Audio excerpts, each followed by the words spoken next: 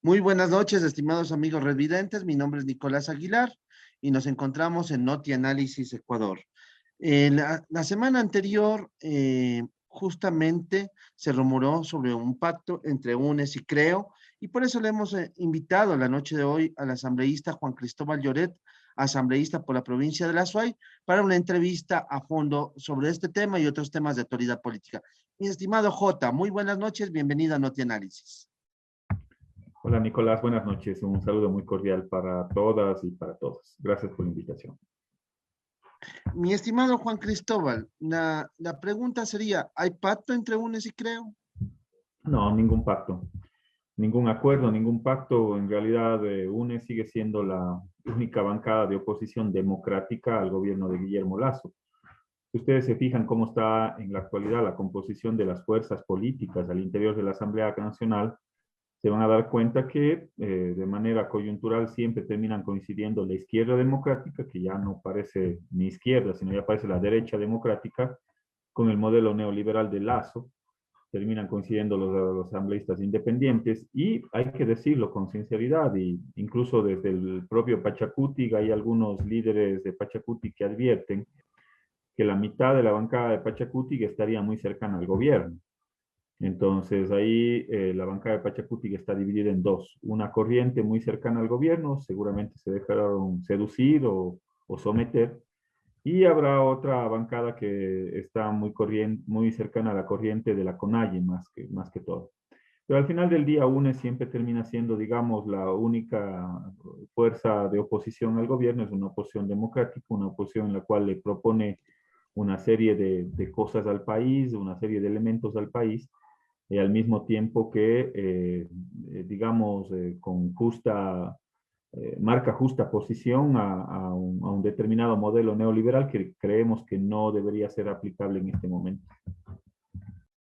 Mi estimado Juan Cristóbal, cuéntenos un poco cómo fue esa noche la votación donde se abstuvieron.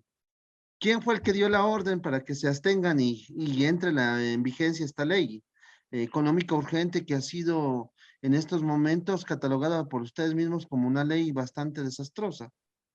Bueno, primero lo que hay que decir que esa es la ley de Lazo, ¿no? O sea, el principal responsable de esa ley es Guillermo Lazo, él es el que mandó, el que envió ese proyecto de ley. Yo quiero hacer dos reflexiones. La una es de índole legal, jurídica, y la otra es una reflexión de carácter político y de legitimidad. La primera de orden legal. La Constitución es muy clara.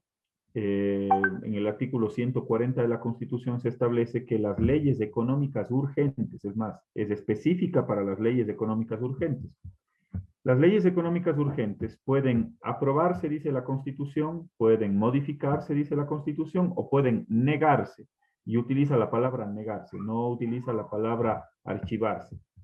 Lo que sucedió ese día es que la primera moción que recogía el informe de la comisión, que fue aprobado por Pachacuti, por los independientes, ese informe fue aprobado por ellos.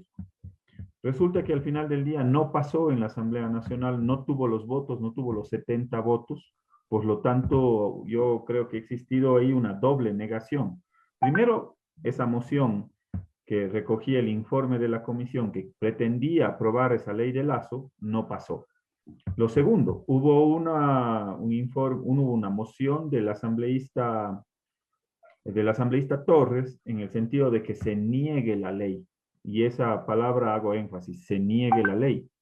Entonces, nosotros votamos a favor de la negación. UNES votó a favor de la negación de la ley de Lazo y tuvo más de 90 votos. Pero luego, incluso hubo una tercera moción, que era la moción del asambleísta de nuestra bancada de la Revolución Ciudadana de la provincia del Oro, el asambleísta Zambrano, quien le planteó al país otra opción. ¿Cuál era la opción? Quitar todos los regalos anticipados de Navidad para determinados grupos económicos de la ley de Lazo, porque les estaba dando a las telefónicas, les eliminó impuestos a la concentración de mercado, el 1%, les eliminó impuestos a las bebidas azucaradas, contraviniendo todo lo que establece una política de salud mundial de la Organización Panamericana de la Salud. Les plantea la renovación de concesiones para los operadores turísticos de Galápagos con determinados actores de por medio. eliminó el impuesto a la herencia, beneficiándose él mismo. Nosotros quitamos todos esos regalos de Navidad anticipados para determinados grupos económicos. Y en lo que tenía que ver con la factura que había que asumir después del COVID-19, el gobierno dice, bueno, yo necesito recursos para poder administrar el país. La oposición de UNES, que es una oposición democrática, le dijo, muy bien, usted necesita alrededor de $1.000 millones, perfecto. Vamos a cobrar a los 300 grupos económicos más grandes del país. Mínimo el 2% sobre las ventas. Si a los pequeños les quieren cobrar el 2% de las ventas, a los microempresarios, ¿por qué no a los grandes? Esa era una de las interrogantes que teníamos. Y precisamente en nuestro informe de minoría le propusimos al país, que los 300 grupos económicos más grandes sean los que contribuyan al menos el 2% del impuesto a la renta como un impuesto mínimo. Y ese impuesto podía ser progresivo, el 2% este año, el próximo año el 3%, el próximo año el 4%. Con eso iba a tener los 1.000 millones que quería Lazo. Y eliminamos el impuesto que le estaba poniendo a los microempresarios, a los artesanos, a la clase media, todo el tema de las deducciones. Pero resulta que aquellos movimientos que decían ser de izquierda, progresistas, Pachacuti, la izquierda democrática, votaron en contra. Entonces ahí yo ya no entiendo, cuando se habla del progresismo, cuando se habla de la izquierda, ¿por qué se negaron a esa posibilidad de poner un impuesto a los 300 grupos económicos más grandes del país, de quitar todos los regalos de Navidad anticipados para determinados grupos económicos de la ley de Lazo, y de también eliminar los impuestos a los microempresarios, a los artesanos y las deducciones que se planteaban, la eliminación a la clase media? Entonces, digamos, esa es una reflexión de orden jurídico y político que la pongo en el escenario, y adicional tengo una reflexión de legitimidad.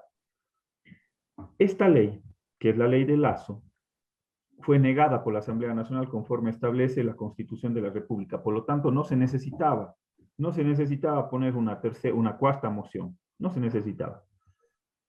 Pero bien, ¿qué legitimidad tiene una ley del presidente Lazo a sabiendas de que esa ley es contraria a lo que se comprometió en su propuesta de gobierno? Revisen una entrevista con Fernando del Rincón de CNN en el mes de abril del presidente Lazo.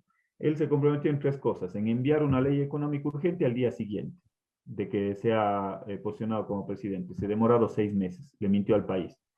Segundo, se comprometió en no subir impuestos. Y resulta que al final del día la carga tributaria que termina pagando la clase media es mucho mayor. Y se comprometió en derogar esa ley o el impuesto a la venta, como él lo dijo en esa entrevista, a la venta para los microempresarios. Resulta que no los eliminó, sino les puso una tabla. Entonces, ¿qué legitimidad tiene una ley que entre por el Ministerio de la Ley a sabiendas que es contraria a su propuesta de trabajo, a su propuesta de gobierno? ¿Qué legitimidad tiene una ley que fue debatida, discutida en la Asamblea Nacional, que fue negada? Inclusive sus propios asambleístas no creían en la ley de Lazo. Entonces, es un tema de legitimidad, no solo de legalidad, estimado Nicolás. Mi estimado Juan Cristóbal, ahora, ¿qué hacer con esta ley económica urgente que se aprobó y que se constituye en un dolor de cabeza para algunos sectores de empresarios? Yo creo que es una ley que, por el contrario, quita liquidez a determinados sectores de la población, es contraria a una política tributaria, a una cultura tributaria. Eso es perjudicial, porque si bien es cierto, va a recaudar más recursos por el impuesto a la renta, pero yo les aseguro que van a dejar de recaudar, o van a recaudar en menor cantidad, el impuesto al valor agregado, el IVA. ¿Por qué? Porque si ya no te sirven las facturas que vos podías deducir o que podíamos deducir en educación, en salud, en vivienda, hasta $14,000, en vestimenta, hasta $14,000 más o menos. Si ya no te sirven esas facturas, entonces, ¿qué es lo que haces? Dejas de pedir facturas. Si vas a la farmacia, ya no le exiges la factura. Si vas a comprarte una prenda de ropa, ya no le exiges la factura porque ya no te sirve como crédito tributario. Entonces, es torpe lo que acaban de hacer, es torpe. Torpe en términos de cultura tributaria. Y al final de cuentas le siguen poniendo un impuesto al pueblo ecuatoriano, sobre todo a los más pequeños, a los artesanos les incorporan en este régimen, y también les incorporan a los microempresarios. Ellos sí tienen que pagar una tabla hasta el 2%, lo cual les quita liquidez. En este momento había que inyectar dinero a la economía, no retirarlo. Y lo peor de todo es que eso se complementa. Esta ley de Lazo se complementa con un presupuesto que fue negado por la Asamblea Nacional, pero es un presupuesto que te recorta recursos en educación, recursos en salud, recursos en las universidades, y el tema de salud es un tema crítico. Si nosotros revisamos lo que está sucediendo aquí en nuestra provincia de La Suay, resulta que tienes una deuda de 26 millones de dólares con los prestadores de servicios externos del IES, entre los cuales están clínicas privadas, está Solca, están los médicos particulares a los cuales les derivaban precisamente o externalizaban los servicios, y resulta que como ya no les pagan 9 meses, ya los médicos ni las farmacias privadas que te expendían los medicamentos ya no lo quieren, ya no te quieren atender. Entonces, ¿qué pasa con los pacientes crónicos? ¿Qué pasa con los pacientes de diabetes? ¿Qué pasa con los pacientes hipertensos? ¿Qué pasa con los pacientes que tenían enfermedades graves o catastróficas? Entonces, lamentablemente están en una condición muy, muy, muy difícil. Si es que esos 1.900 millones de dólares que supuestamente se van a recaudar con la ley esta económica de Lazo, la ley de Lazo, si esos recursos fueran para inversión pública o fueran para suplir esas deficiencias del sistema, en buena hora. Pero ¿sabes qué es lo que van a hacer con esos 1.000 y pico de millones de dólares? A reducir el déficit fiscal. Ese es el gran logro del presidente Lazo. Es decir, a mí lo que me importa es reducir el déficit fiscal. Me importa poco lo que le suceda a la gente, me importa poco el sistema de salud, me importa poco los más de 2.000 maestros que faltan en el sistema de educación. Entonces es totalmente irresponsable lo que se está haciendo con el país. El manejo económico es, por decirlo menos, precario. Es torpe lo que están haciendo en términos económicos. El gran logro del gobierno es decir que tiene 8.000 millones de dólares en reservas. Gran cosa, teniendo 8.000 millones de dólares en un banco en Suiza, ganando menos del 1%, cuando aquí no tienes ni siquiera para los medicamentos de la seguridad social o del sistema de salud pública. Entonces, es totalmente torpe, digamos, en términos económicos, porque las prioridades en el tema económico, las prioridades en el tema macroeconómico, ellos están más preocupados por reducir el déficit fiscal, están más preocupados en tener grandes reservas, pero no les importa cómo reactivar la economía, no les importa cómo atender el sistema de salud, cómo atender el sistema de educación. Lamentablemente siguen introduciendo las políticas fondomonetaristas, cuyos objetivos precisamente están determinados en la reflexión que yo les acabo de dar. Al Fondo Monetario Internacional le importa poco las condiciones de salud, las condiciones de empleo, la reactivación económica. Al Fondo Monetario Internacional lo que le importa es que tengas la cantidad de reservas necesarias para pagarles lo que les debes o para reducir los déficits fiscales, cuando eso no te sirve de nada si no reactivas la economía.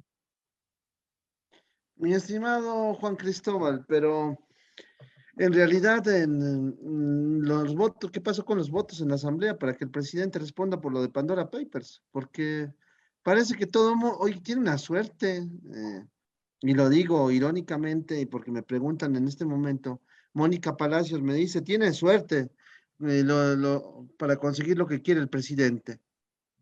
O bien se abstienen de votar, o bien se enferman, o bien tienen los votos necesarios. ¿Qué es lo que está pasando en la Asamblea? Porque hasta ahora, pues, si lo vemos objetivamente, según lo que me pregunta nuestra amiga Red Vidente, el presidente Lazo está saliendo prácticamente consiguiendo todo lo que se ha propuesto. Bueno, en realidad habría que preguntarles a las diferentes bancadas que apoyaron el informe de Pandora Papers, el informe para evitar que vaya Lazo a rendirle cuentas al país. Y aquí yo quiero hacer una reflexión con respecto a las contradicciones, a las contradicciones que tiene el presidente Lazo. Una cosa era en campaña, otra cosa son las cosas que aplica.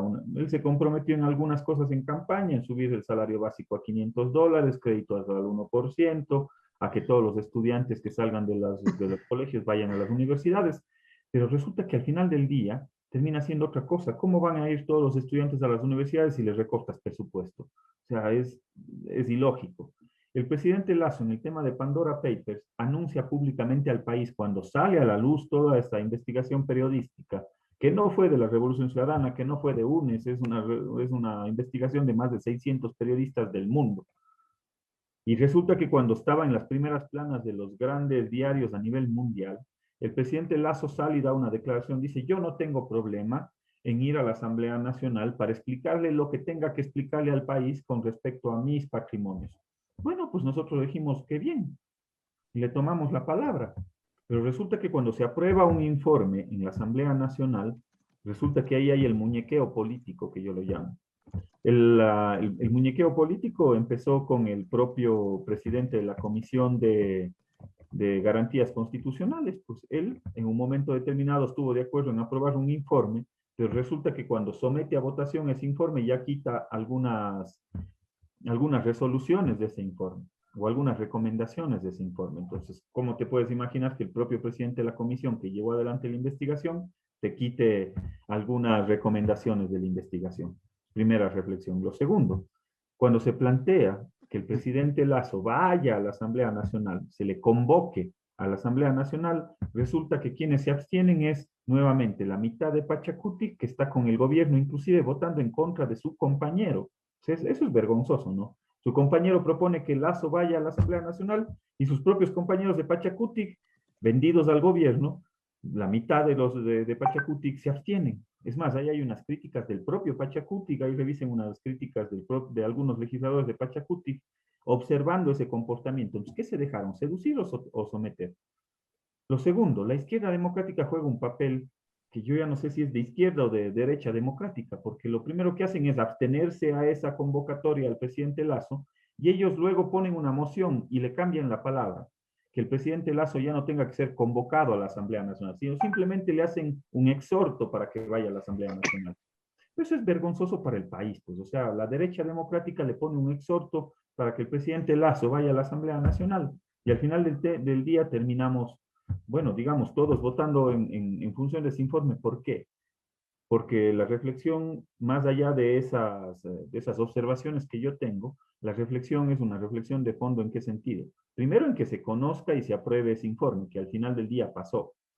Y ese informe tiene que remitirse a las instancias correspondientes en el ámbito del control, a través de la Contraloría General del Estado, y en el ámbito jurisdiccional a través de la Fiscalía. ¿Para qué?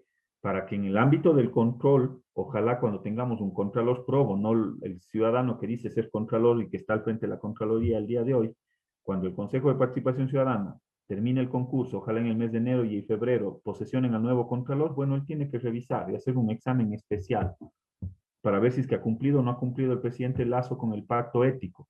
A nuestro modo de ver, no ha cumplido. Él tiene bienes y empresas a nombre de sus familiares en paraísos fiscales y eso está prohibido por ley.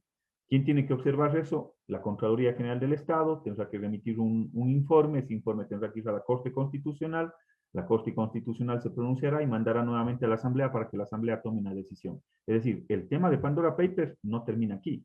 El tema de Pandora Papers hay para largo. Eso en el ámbito administrativo, pero en el ámbito y político. En el ámbito judicial o jurisdiccional, ahí la Fiscalía General del Estado tiene la obligación de investigar. ¿Y qué tiene que investigar? Las declaraciones que son públicas del presidente Lazo, pues él dice, yo me deshice de las empresas que tenían paraísos fiscales. ¿Me deshice? ¿Cómo se deshizo? Las vendió, las regaló, las heredó, ¿qué hizo? Eso generó una rentabilidad adicional, pagó el impuesto a la renta sobre esos bienes que vendió. Eso tiene que investigarlo la Fiscalía. Hay una declaración juramentada cuando asume la presidencia. Tiene que ver si es que la declaración juramentada corresponde efectivamente a los bienes que tenía en ese momento, porque si no es perjurio, es otro delito que pudo haber cometido. Pudo haber cometido otro delito en el ámbito del testaferrismo si puso a nombre de terceras personas, qué sé yo. Entonces, digamos, hay Pandora Papers para largo. Esto no terminó en la Asamblea Nacional con la aprobación de ese informe. Mi estimado Juan Cristóbal, vamos también a ver lo que está sucediendo con la proforma presupuestaria. Una proforma que también parece que el presidente va a imponerla como él quiere. Bueno, a decir de la proforma presupuestaria, por lo menos eso en la Asamblea Nacional no fue aprobado. Es decir, ya vamos 4 años que no se aprueba una proforma presupuestaria. Los tres últimas proformas de Moreno, que no fueron aprobadas por la Asamblea Nacional, y la primera de Lazo. Más sin embargo, en la Constitución se establece la posibilidad de que, más allá de que sea observada por la Asamblea Nacional, el presidente tiene la potestad de llevar adelante la ejecución presupuestaria. Pero bueno, sí hay una sanción de orden o un cuestionamiento de orden técnico, de orden político, porque existen reducciones en las áreas de educación, de salud, de las universidades. Y quizás lo más grave de la reforma presupuestaria tiene que ver con la reducción más grande en el ámbito de la inversión pública. Si en las épocas de la Revolución Ciudadana se invertían 7.000, 8.000 millones de dólares en inversión pública, eso te dinamizaba y te encendía el motor de lo público. Escuelas, hospitales, carreteras, puertos, aeropuertos y demás. 7.000 millones de dólares en inversión pública hacía que el motor de la economía de lo público se encienda y que esté permanentemente encendido. Hoy el recorte en el presupuesto general del Estado es cercano a los 5.000 millones de dólares. Es decir, no vas a tener inversión pública. Creo que son 1.800, 1.900 millones de dólares que se van a invertir en todo el año. Es decir, olvídate de los puestos, de los aeropuertos, de las escuelas, de los hospitales, no van a tener recursos para absolutamente nada. ¿Por qué? Porque están preocupados en el déficit fiscal. Pero resulta que apagaron este motor. Y si este motor de la economía no está encendido, el motor de lo privado también tiene una serie de dificultades porque no hemos podido reactivarse, porque hay una serie de condiciones muy complejas en el ámbito financiero, la gente está con las deudas hasta el cuello, las empresas también, y resulta que encima les pones una nueva carga tributaria. Entonces, si los dos motores de la economía se empiezan a ralentizar, digamos, vamos a tener una situación muy compleja. Un presupuesto es una herramienta económica y eso tienen que entenderlo. Es una herramienta económica de más de 30.000 millones de dólares, 35.000 millones de dólares, que permite dinamizar la economía desde lo público y también inyectar o irradiar recursos para que el sector privado haga también su papel y los dos motores de la economía estén encendidos, pero eso no lo entiende el presidente Lasso. Y lamentablemente la proforma presupuestaria sigue teniendo una política de austericidio y sobre todo de recorte de inversión pública muy fuerte. Seguramente esta es la menor inversión en los últimos 10 años que se van a ejecutar en un presupuesto general del Estado. Es decir, el motor de lo público absolutamente parado, cuando este es uno de los motores principales para la dinamización de la economía y de la obra pública. Entonces es un error muy grave. Estimado Juan Cristóbal, la salida en este momento del tío de Jorge Glass y la posible escarcelación de Jorge Glass la próxima semana, ¿a qué se debe? Bueno, gracias por la pregunta, porque ahí había una suspicacia diciendo que nosotros tenemos un pacto con el gobierno para la salida de Jorge Glass, lo cual no, es totalmente falso, eso no tiene nada que ver. En el caso del señor Rivera, yo no voy a salir a defenderle al señor Rivera, él tendrá que asumir sus culpas y sus responsabilidades en la justicia, él no es ni siquiera de nuestra línea política ni nada por el estilo. En el caso de Jorge Glass, ahí sí hay una reflexión. No porque es Jorge Glass, no porque es el ex vicepresidente, es porque cualquier ciudadano que cumpla con al menos el 60% de su pena tiene condiciones bajo nuestro marco normativo, accede a un régimen de prelibertad que se llama. Y el juez puede ordenar una serie de medidas dentro de ese régimen de prelibertad. No porque sea Jorge Glass, porque sea Pepito, Chanita, Juanito, el que sea. Esas son las leyes que existen en el país. Si es que existiera una justicia independiente, si es que existiera una justicia independiente en el país, no se necesitara de absolutamente nada. El juez automáticamente tendría que aplicar la medida y las personas que estuvieran en esa condición deberían salir de la cárcel. No, no porque sea Jorge Glass, no porque sea correísta, no correísta. Eso aplica para los correístas, para los no correístas, para cualquier ciudadano. En un Estado de Derecho así funciona el sistema. Eh, Lamentablemente hoy tenemos una justicia captada por el poder político. me pregunta Jorge Patricio Vera Bustos. Voy a quitar un poco lo grosero y voy a preguntar solamente la parte objetiva. Nunca le preguntan sobre las evidencias que pesan sobre el hoy convicto y prófugo. Me imagino que se debe referir al expresidente Correa y se debe referir a otras personas que pertenecen a la Revolución Ciudadana. Mira, Nicolás, primero yo soy muy respetuoso a las personas. Ojalá las personas tengan el mismo respeto. Veo que si es que tú dices que hay una serie de adjetivos calificativos, yo no utilizo eso para denostar a las personas. Más bien yo debato con altura. En el caso del expresidente Rafael Correa, no, pues es evidente pues, que hay un proceso de persecución política o de proscripción política. No se olviden que la sentencia en última instancia, Rafael Correa, fue a pocas horas de que él pueda inscribir su candidatura a la vicepresidencia, pues. Y fue la sentencia más rápida de la historia de este país. Mientras a un expresidente como Yamil Maguad se demoraron, no me acuerdo, 12, 15 años en sentenciar en última instancia, a Rafael Correa fueron en 9 meses. Pues. Entonces, ¿cómo no va a haber un claro direccionamiento? Y si es que ustedes revisan el caso Bochornos, porque no tengo otro nombre para ponerle, es totalmente vergonzoso cómo se le puede sentenciar al presidente, al expresidente Rafael Correa por el influjo psíquico. Así está la sentencia, revisen. El influjo psíquico del presidente para poder cometer una serie de delitos. O sea, yo no he visto una sentencia de ese tamaño o de esa envergadura a un exmandatario por un hecho un hecho o tal como lo plantea la sentencia de manera vergonzosa, pues, o sea, un cuaderno que dice una de las testigos, dice que se recordó todos los datos con cifras, con datos, con centavos en un vuelo entre Guayaquil y Quito y se puso a escribir en un cuaderno. O sea, por favor, ese es el nivel de justicia que tenemos en el país cuando abiertamente nos podemos dar cuenta que ahí hubo un proceso de proscripción política. No querían que Rafael Correa esté en la papeleta, pues. Ese es más que evidente lo que sucedió en el caso Sobornos o en el caso Bochornos, como yo lo llamo. Vamos a pedir un poco de respeto a la gente, a nuestros amigos residentes que nos siguen. Estamos preguntando absolutamente de todo, pero hay que hacerlo con educación. Waldo Rendón me pregunta, ¿qué hacer con los hospitales y que están prácticamente desabastecidos de medicamentos? Miren, este legislador, sobre todo en lo que tiene que ver con la seguridad social, ha iniciado un proceso de fiscalización. Llevan 2 comparecencias del presidente del directorio, el señor Cepeda, a la Comisión de Salud, pedida por este legislador. ¿Para qué? Para que le diga al país cómo vamos a afrontar, digamos, la delicada situación en el orden de la seguridad social, específicamente en el ámbito de la salud. ¿Cómo puede ser posible que los ciudadanos aportemos todos los meses, los ciudadanos que están afiliados a la seguridad social, aportemos todos los meses?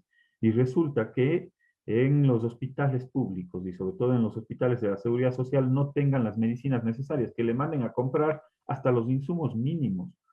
Hemos iniciado ese proceso de fiscalización, ya tenemos algo de información, se les debe 26 millones de dólares a los prestadores de servicios de salud externos del IES, entre los cuales están los laboratorios médicos, están las farmacias, están los médicos de primer nivel, de segundo nivel, de tercer nivel, 26 millones de dólares.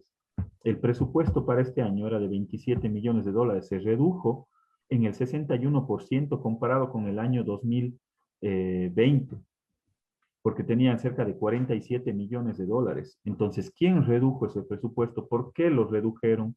¿Cómo van a pagarles a esos prestadores externos? Son parte de las inquietudes que tenemos y todavía no tengo respuestas. Por eso le he pedido al presidente de la Comisión de Salud de la Asamblea Nacional que pueda pedir la comparecencia del resto de miembros del directorio.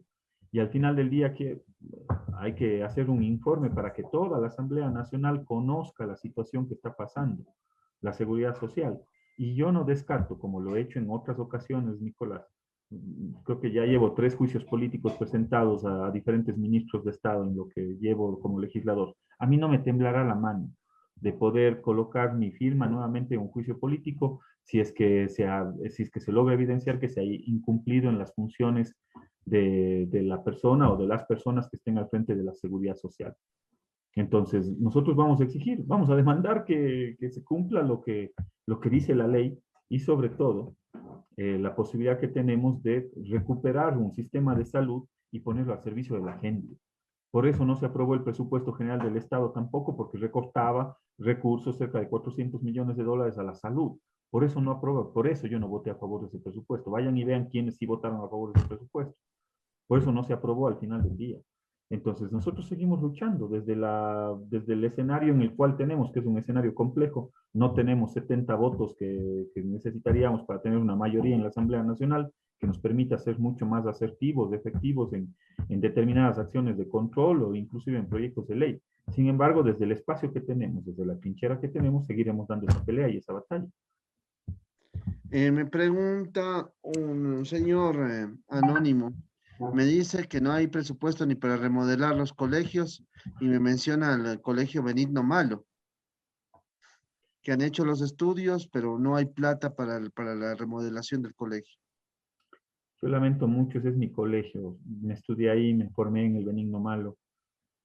Pasé por los 6 años del bachillerato en el colegio Benigno Malo. Esta es una larga aspiración de muchos años atrás, de muchos años atrás. Yo lamento que los recursos que se plantean para este año sean los más bajos en la historia en los últimos 10 años para inversión pública, cerca de 1.800 millones de dólares para inversión pública. Por eso en la reflexión que yo les hacía hace un momento, de los dos motores de la economía que se necesita que estén encendidos, lo público y lo privado, lo público tenía 7.000 millones de dólares de inversión. Hoy lo reducen y tenemos 1.800. Es la reducción más alta en la historia en los últimos 10 años, por lo menos.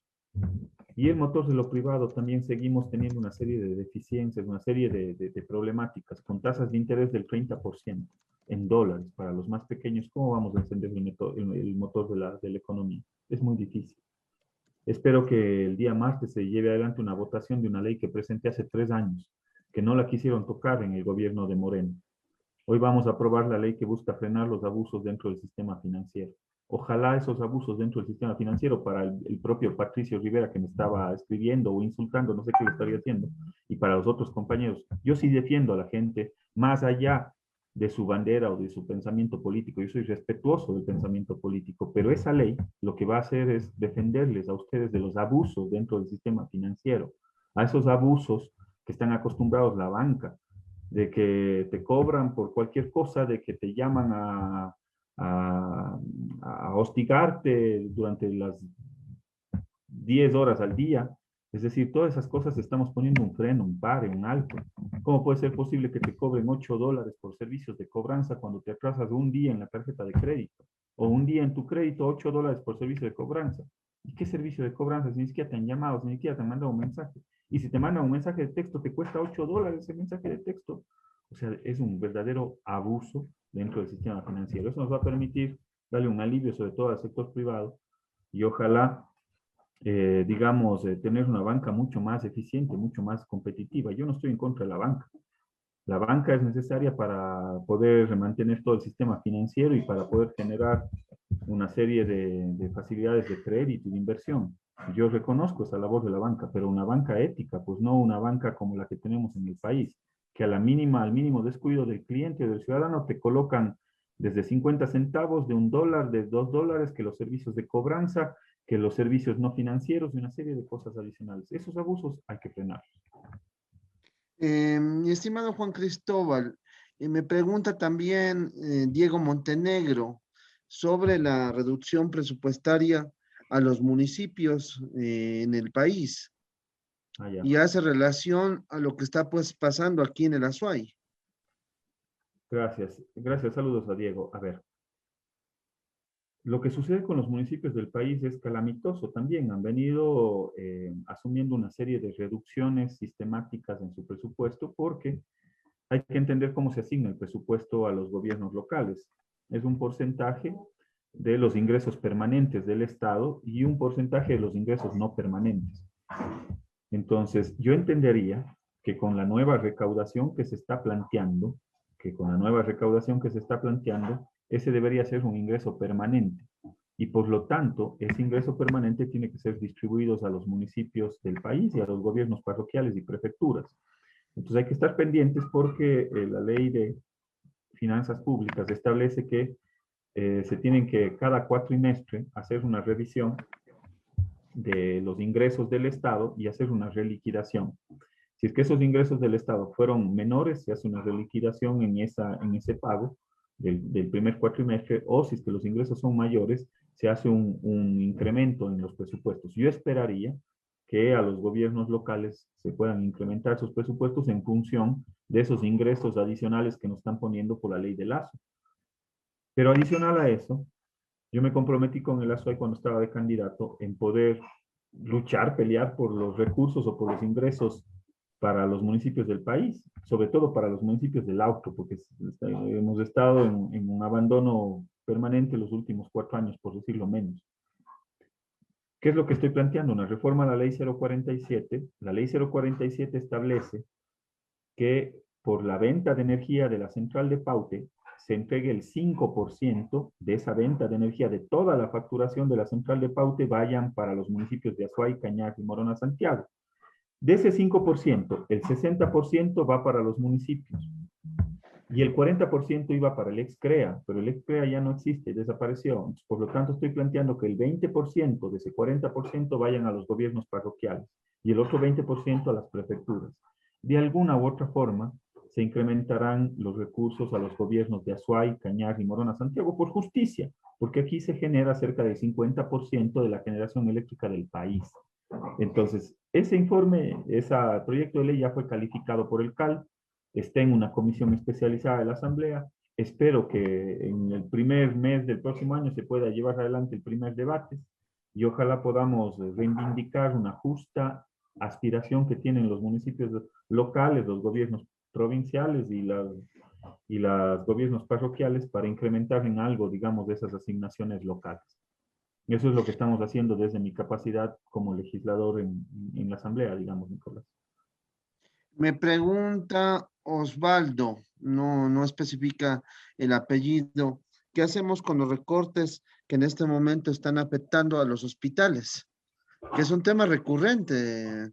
Hay hasta quejas en Ecuavisa. Lo digo ya, es una pregunta que yo le complemento. ¿Y cómo hacer con los famosos nuevos botiquines que están eliminando las farmacias de los hospitales para pasar todo al sector público? Al sector privado, seguramente. Perdón, al sector privado. Es deplorable la situación del sistema de salud. Yo pedí la convocatoria del presidente del directorio del IES, el señor Cepeda, pero va a ir la ministra de Salud. Fue el martes anterior, pero no podía hablar, estaba sin voz, estaba fónica y no pudo darse la comparecencia. Pero nosotros vamos a exigir que el gobierno nacional por lo menos cubra las necesidades mínimas, básicas de los hospitales y sobre todo de aquellas personas, de aquellos ciudadanos que están en una situación muy vulnerable. Tenemos enfermedades graves, enfermedades catastróficas. Tenemos una serie de enfermedades que necesitan medicación continua, diabetes, hipertensión y una serie de enfermedades adicionales. El sistema de salud público no puede no atender a esas familias, a esas personas. Y eso es lo que queremos que entienda la señora ministra de Salud y el presidente del directorio del IES. Entonces, al menos desde este legislador, pondrá todo lo que tenga que poner en el ámbito de la fiscalización. Pero habrá que preguntarle a las autoridades del gobierno de Lazo qué es lo que van a hacer, pues. O sea, es lamentable que el gobierno se lave las manos y diga, bueno, aquí el que tiene dinero será atendido y el que no tiene dinero no será atendido, cuando la Constitución de la República establece la gratuidad dentro del sistema de salud. Entonces, digamos, eso es en el ámbito de nuestra competencia. No se aprobó el presupuesto de salud porque se reducía el presupuesto de salud. No fue aprobado por la Asamblea Nacional. Nosotros votamos en contra de que se apruebe ese presupuesto. Vamos a llamar a la Comisión de Salud y vamos a fiscalizar la actuación del IES, del presidente del directorio del IES, de todo el directorio del IES y de la ministra de Salud. Si es que se logra evidenciar un incumplimiento en sus funciones, vamos a llevar adelante un proceso de juicio político. Eso es lo que podemos hacer. Nuestras capacidades llegan hasta ahí, estimado Nicolás. En, en, esto- en estos momentos de esta semana ya viene el juicio político perdón, sería la expresión contra los del Consejo Nacional Electoral. Entiendo que hay una serie de juicios políticos que están represados, me parece que son 2 o 3, está la Procuraduría, está el Consejo Nacional Electoral y me parece que hay algún otro proceso de juicio político más. Entiendo que la próxima semana empezarán a trabajar la Comisión de Fiscalización en ese ámbito. Pero, a ver, aquí yo quiero hacer una reflexión que es mayor. Nosotros, nuestras capacidades desde el ámbito de fiscalización son esas. Eso es lo que nos da la Constitución y la ley. Fiscalizar, legislar, llevar hasta lo máximo que podemos hacer es juicio político, destituirle al funcionario. Pero eso no resuelve muchas de las veces los problemas de la salud y no resuelve los problemas de orden público. Yo creo que tal como se está llevando la cosa, estimado Nicolás, veo que se va acumulando en una olla de presión. Hagamos de cuenta que el país está en una olla de presión y veo que le han encendido al máximo la, el nivel de la llama. ¿Por qué? Porque han eliminado el subsidio a los combustibles prácticamente, no dan ninguna respuesta de focalización, hay sectores que están molestos por ese tema, encima pasan la ley de Lazo, que es una ley totalmente inconstitucional y crea una serie de impuestos y una serie de malestares adicionales, van a mandar una ley de flexibilización laboral, eso va a generar otras molestias adicionales, es decir, vas acumulando, tienes problemas en el sistema de salud, tienes problemas en el sistema penitenciario, tienes problemas de inseguridad en el país, todo eso se va acumulando en una olla de presión. Si tú cierras la tapa de esa olla de presión, le pones a llama alta, por algún lado tiene que salir esa presión y lamentablemente yo no veo otra válvula de escape porque no encuentro respuestas del gobierno que no sea el detonante social. Lamentablemente, todo hace entrever que el detonante social vendrá desde las calles.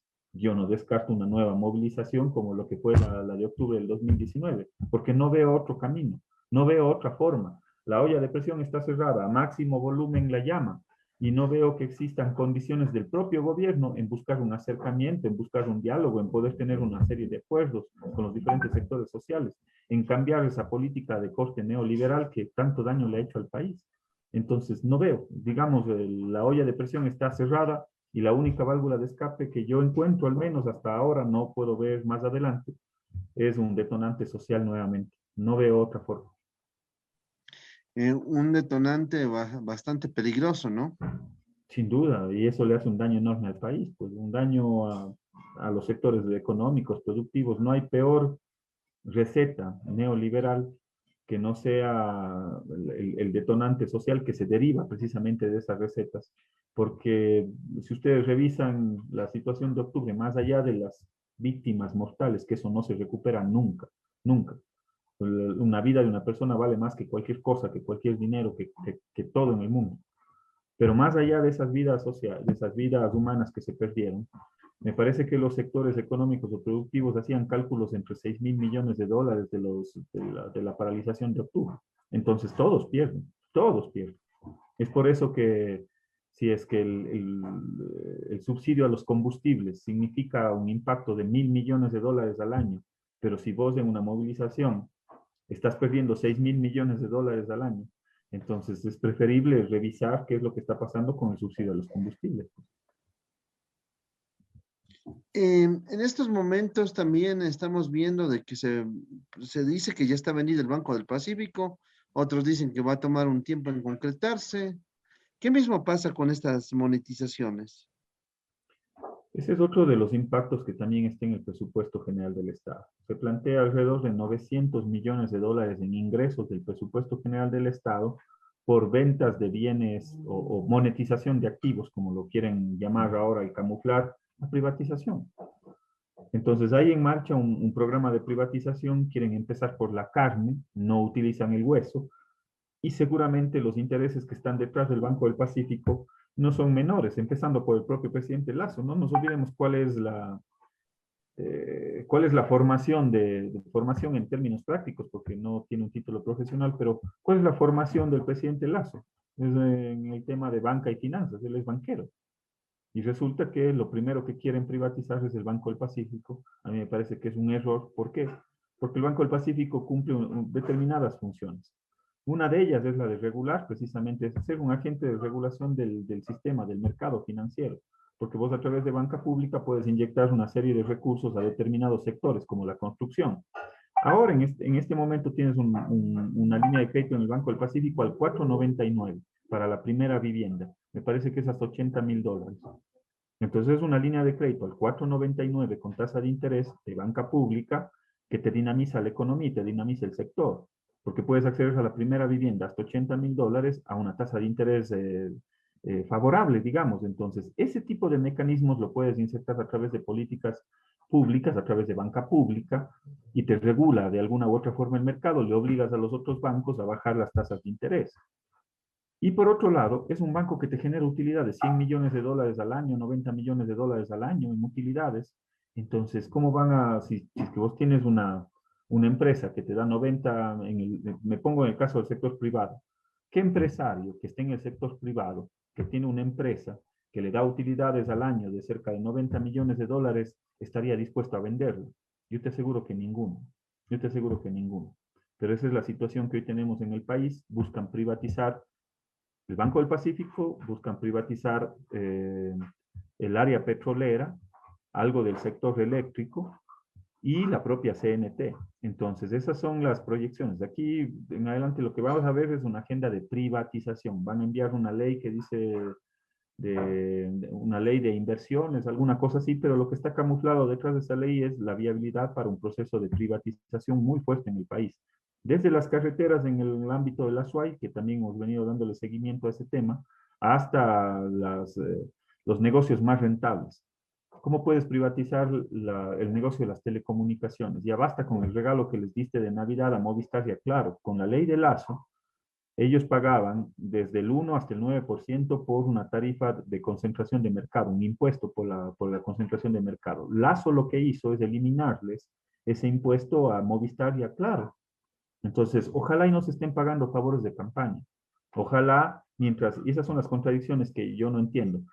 Eso significaba 100 millones, más o menos 90, 100 millones de dólares al año. Por un lado, le sigues cargando impuestos a la clase media y por otro lado, en la ley de Lazo, les eliminas impuestos a las grandes telefónicas, a Movistar y a Claro, o a las bebidas azucaradas, les eliminas el ICE, contrario a una política de la Organización Mundial de la Salud.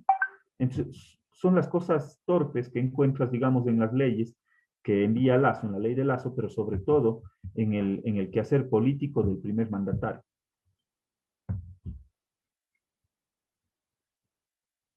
Veo en este momento que me manda un red vidente un mensaje que en unos hospital de Imbabura supuestamente no hay ni paracetamol. No puedo decir si esto es cierto o es falso. Seguramente, seguramente. La situación es tan compleja, tan difícil. De la información que yo recibí de Cuenca, no he podido todavía acceder a la información a nivel nacional, me comprometo en solicitarla.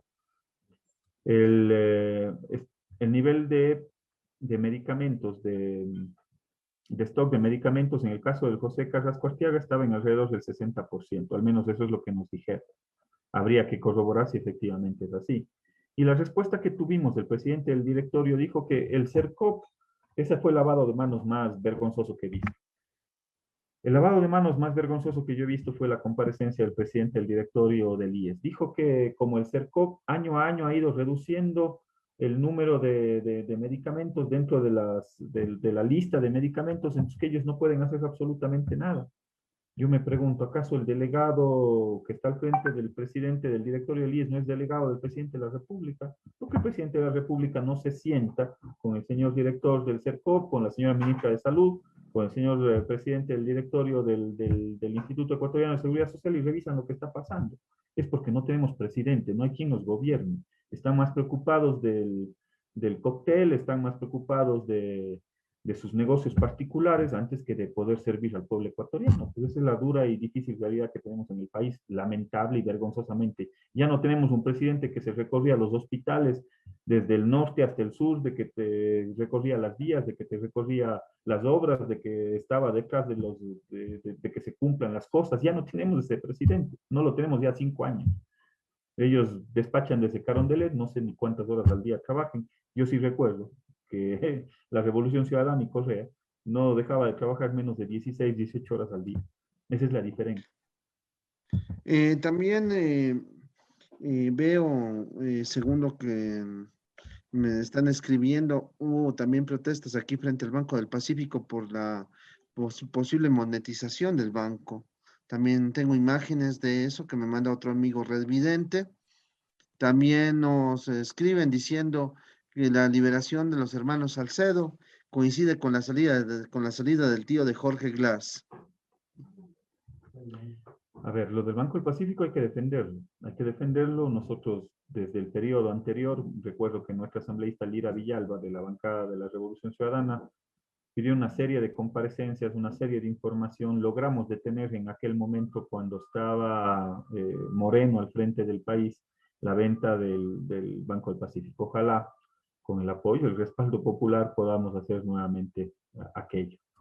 Lo otro, insisto, no hay ningún acuerdo, ningún pacto. eh, Habrá que ver cómo está operando la justicia. Ojalá en el país inauguremos una justicia independiente, alejada de de cualquier suspicacia política. Ojalá se pueda inaugurar un país en el cual la justicia sea independiente, realmente independiente, que no esté mirando si es que eres correísta, si es que eres anticorreísta, si es que eres azul, blanco, amarillo, si te llamas Jorge, si te llamas Juan, si tienes dinero, si no tienes dinero. Ojalá la justicia en este país pueda operar libremente. Eso es lo que creo que todo el mundo aspira. O sea, si es que existiera una justicia independiente y proba, no tendrías la... y una justicia que sea rápida, porque justicia que tarda no es justicia.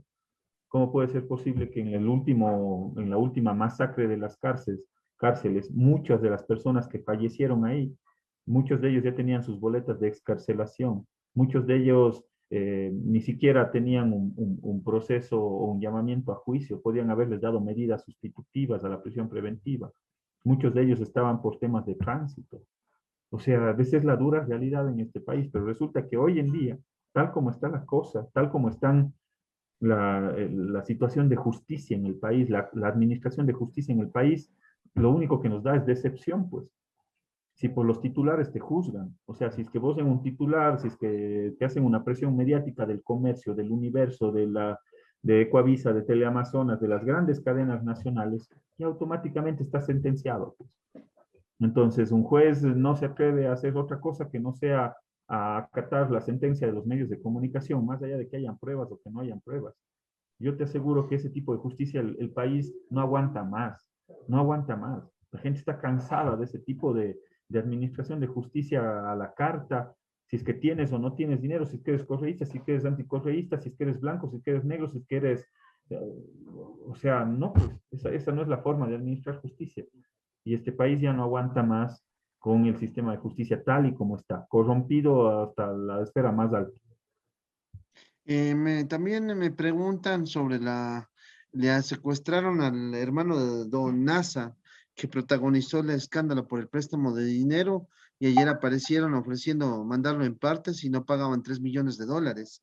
Y también se ha visto un aumento del sicariato y del crimen organizado como nunca había visto el país en décadas. ¿Qué hacer ante esto?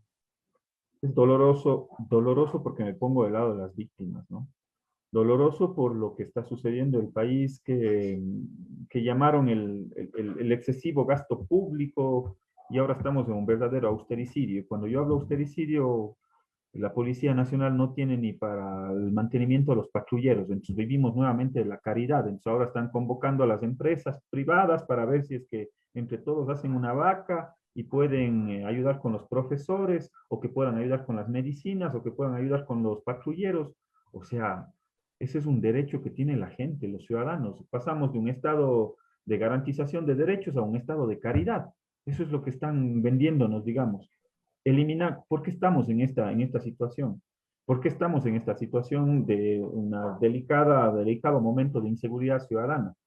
Porque debilitaron todo el sistema de seguridad ciudadana del país. Así de irresponsable fue Moreno. Eliminaron el Ministerio del Interior. El Ministerio del Interior se encargaba los 365 días del año, las 24 horas del día, a trabajar en los temas de seguridad ciudadana. Hoy lo volvieron a fusionar con la Secretaría de la Política y tenemos una ministra que se dedica seguramente el 50% de su tiempo, en el mejor de los casos, a la política y el otro 50% a la seguridad ciudadana, y que tampoco no es que entiende mucho la seguridad ciudadana. Entonces, ¿cómo puedes pasar de un ministerio específico para la seguridad ciudadana nuevamente al ministerio de gobierno? Entonces, tiene de por medio a los municipios, tiene de por medio a las organizaciones sociales, tiene de por medio el trabajo en la asamblea y de por medio también tiene la seguridad ciudadana. Entonces, es totalmente irresponsable lo que hizo Moreno.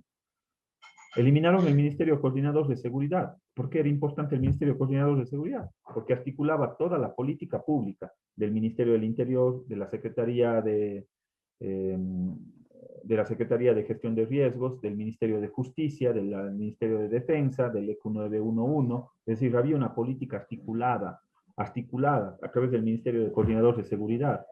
Eliminaron el Ministerio de Justicia, que se encargaba de toda la política de rehabilitación social y le pasaron a hacer una secretaría de último nivel y fíjate el drama que tenemos a nivel de las cárceles del país. Y por supuesto, redujeron el presupuesto. Y en este presupuesto del 2022 se sigue reduciendo el presupuesto para inversión pública en seguridad ciudadana. Entonces, digamos, si algo funciona bien, más allá de que haya sido Correa, el correísmo y todo lo que tú quieras, para los opositores o adversarios políticos, si algo funciona bien, hay que reforzarlo, hay que mantenerlo. Y la seguridad ciudadana funcionó bien, estimado Nicolás. Nosotros logramos pasar en el año 2006 de 17 muertes violentas por cada 100.000 habitantes. Así recibimos el país en el 2006. Y pasamos a menos de 6 muertes violentas por cada 100.000 habitantes. Es de las estadísticas más bajas de América Latina. Fuimos el segundo país más seguro de América Latina. Y esos logros no se pueden retroceder, digamos, tan irresponsablemente como lo ha hecho el gobierno. Si algo funciona bien, mejoren, corrijan lo que esté mal y avancemos. Pero lo que hizo Moreno es, no, es que esto lo hizo la Revolución Ciudadana, entonces vamos a borrar todo. Entonces es totalmente torpe e irresponsable. Y al final del día, quienes pagan esa factura son lamentablemente los ciudadanos, que estamos expuestos a los niveles de inseguridad nuevamente más altos de los que ha empezado a crecer a nivel del pico de América Latina. Entonces es totalmente lamentable lo que estamos viviendo, lamentable. Acaba de anunciarse también el asesinato de una modelo, y cuyo uno de los principales sospechosos es un fiscal. Lamentamos este deceso y lo que está ocurriendo en general en el país. O sea, hay una percepción de inseguridad a nivel nacional bastante grande, y el tema de las cárceles, reportes de inteligencia también dicen que puede agravarse en cualquier momento. ¿Cómo sería el término para que el gobierno pueda lograr controlar esto, lo que está sucediendo en este momento en las calles? Bueno, ya les dimos un modelo, aplíquenlo. Nuevamente hay que tener un ministerio al 100% de seguridad ciudadana. Nosotros teníamos, Nicolás era gobernador de la provincia de La Suay. Todos los días lunes a las 6 de la mañana nos reuníamos los 24 gobernadores, los 23, porque Galápagos no tiene gobernador. Nos reuníamos con el ministro del Interior, nos reuníamos con el comandante de la policía y los comandantes de cada una de las provincias. Monitoreábamos los 8 estadísticas que tenías de seguridad ciudadana del cuadro de mando integral. Iba revisando qué es lo que sucedía en cada una de las provincias, porque el delito muchas de las veces muta, y no solo muta, se moviliza hacia otras ciudades del país. Entonces, cuando los índices bajaban en Guayas, muchas de las veces, y nosotros ya estábamos alertas. ¿Por qué? Porque seguramente ese índice delictual se movilizaba hacia otras provincias conexas. Entonces, todo eso era un análisis específico. Todos los días, lunes, 6 de la mañana hasta las 9, 10 de la mañana, revisábamos el cuadro de mando integral, revisábamos la política de seguridad, veíamos qué indicadores estaban altos, veíamos por qué se daban esos indicadores. ¿Tú has visto algo similar en este gobierno o en el gobierno de Moreno? Yo no he visto. ¿Por qué? Porque nadie está pendiente de la seguridad ciudadana. Entonces, lo primero que hay que hacer, tener nuevamente un Ministerio de Seguridad, hay que fortalecer a la Policía Nacional y devolverle el presupuesto que le están recortando para este próximo año, empezando por el mantenimiento de vehículos y demás. ¿Cuándo fue la última vez que compraron patrulleros, motocicletas, equipamientos para la policía? Seguramente debe ser en el gobierno de la Revolución Ciudadana, desde ahí no lo han vuelto a hacer. Lo tercero, hay que tener una política en el ámbito de la rehabilitación social, y una política necesita de un ministerio, de un ente rector.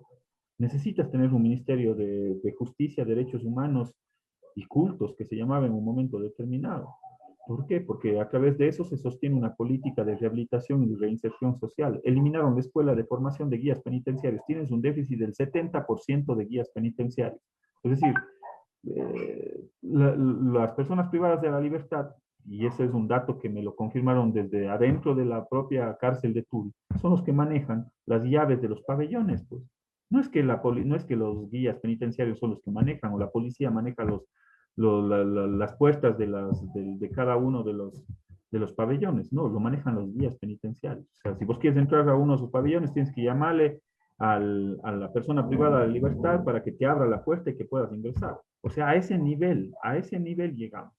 O sea, no hay un control adecuado de las cárceles, ni tampoco hay una política de rehabilitación social y de reinserción en la sociedad, que es otra cosa distinta y que necesita también una serie de políticas públicas. Es decir, si es que queremos recuperar la seguridad ciudadana, necesitamos nuevamente retomar un modelo de fortalecimiento del sistema de seguridad nacional, pasando por un ministerio exclusivamente para el tema de seguridad ciudadana, nuevamente teniendo un ministerio coordinador que articule toda la política pública, recuperando los presupuestos. Y por supuesto, aquí hay una reflexión que es más de fondo. Los países en los cuales las brechas sociales son más altas, es decir, las diferencias entre pobres y ricos, cuando se incrementa la pobreza, la inequidad, la desigualdad, y en el país tenemos cerca del 50% de gente viviendo en la pobreza o en la pobreza extrema. Esa es la situación que tenemos en el país. Cuando esas condiciones son más difíciles, la violencia social es mucho más fuerte. Es decir, se necesita cortar las brechas sociales entre pobres y ricos, se necesita tener un país mucho más justo, más igualitario, para poder bajar, digamos, los niveles de violencia social. Eso es fundamental también. Niveles de violencia social que están alcanzando límites inimaginables, se ha aplacado un poco. Esperemos que no sea por el tema del mes de diciembre. Ahora la pregunta es, ¿qué tanta cercanía está en este momento UNES con Pachacuti? Porque con Pachacuti hay una lejanía abismal en estos momentos. No, yo lamento mucho lo que está viviendo Pachacuti. Nosotros somos 47 votos sólidos en la Asamblea Nacional. Pachacuti perdió a la mitad de sus asambleístas, hay que decirlo con frontalidad. La mitad de ellos se fueron con el gobierno. No sé si se dejaron seducir o someter, habrá que preguntarles a ellos por qué se fueron. Empezando desde la propia presidenta de la Asamblea Nacional, que está con la facción del gobierno. Y digamos, con la otra facción, con la otra mitad de Pachacuti que se quedó, yo creo que sí podemos coincidir en algunas cosas. Cuando le planteamos una agenda de progresismo, digamos, una agenda progresista, yo con los mínimos que esperaría, digamos, coincidir, seguramente será con Pachacuti. Con la izquierda democrática, te soy sincero, no tengo mayores esperanzas, porque ya es más derecha democrática que izquierda. Pero con Pachacuti sí, con Pachacuti yo pensaría que por lo menos con esa mitad de los asambleístas que se quedaron, podamos trabajar algún mínimo de acuerdos de una agenda progresista. Ahora, lo que sí te tengo que decir es que no sé si sean suficientes los votos, porque entre los 47 votos de UNES, más la mitad de Pachacuti, que serán, no sé si 8 o 10 votos, no logramos tener mayoría para poder aprobar ni leyes ni resoluciones en la Asamblea Nacional. Ojalá y por el bien del país, Pachacuti pueda recomponerse, ponerles en orden, digamos, de esos asambleístas que se fueron con el gobierno. Ojalá y por el bien del país, porque ahí ya no se necesitara, digamos, de nadie más, porque entre UNES y Pachacuti tendríamos más de los 70 votos que se requieren precisamente para aprobar leyes y para poder aprobar resoluciones y demás en la Asamblea Nacional. Queremos agradecer al asambleísta Juan Cristóbal Lloret por habernos durante esta hora haber conversado de diversos temas nacionales. ¿Hasta cuándo ustedes tienen ya el último día de sesiones de este año? Creo que es el martes o miércoles. Entiendo que el receso es a partir del 16. Yo hubiese pensado que más bien la Asamblea debería seguir trabajando, pero ya son resoluciones que se toman en el Consejo de Administración Legislativa. En todo caso, nosotros seguiremos haciendo territorio y contactándonos con los diferentes sectores y actores sociales durante todo el tiempo y durante todo lo que resta del año. Muchísimas gracias, mi estimado Juan Cristóbal. Mi nombre es Nicolás Aguilar y nos vemos el día de mañana con otra entrevista. Gracias. Gracias. Una buena noche para todos y todas.